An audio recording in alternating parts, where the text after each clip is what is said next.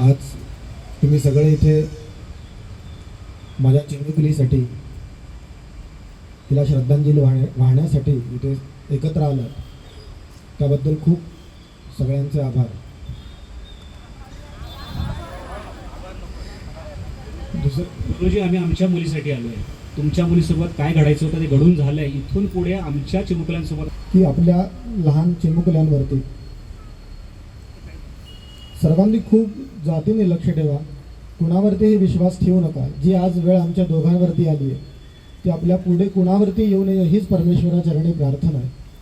आज आपलं पोलीस प्रशासन, आपलं जे सरकार आहे हे खूप चांगल्या पद्धतीने आम्हाला सहकार्य करते. अगदी दररोजच्या दररोज डेली अपडेट आम्हाला इथे येऊन प्रत्यक्ष पोलीस देत आहेत की आज कुठपर्यंत काम झालं, पुढे काय करणार आहोत याची सगळी माहिती आज पोलीस आम्हाला इथे येऊन प्रत्यक्ष देत आहेत. आणि अपेक्षेपेक्षाही खूप जास्ती ते आम्हाला सहकार्य करत आहेत आणि उत्तमातलं उत्तम कार्य करत आहेत.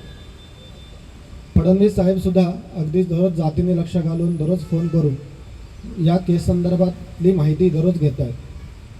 कालच अजय मिसर नावाचे वकील, सरकारी वकील आपल्याला या केससाठी लाभलेले आहेत आणि मी त्यांना सांगितलं की ज्या ज्या तारखा असतील आता फास्ट ट्रॅकवरती चालणार, त्यामुळे दररोजच्या दररोजच ह्या केसची सुनवाई होईल.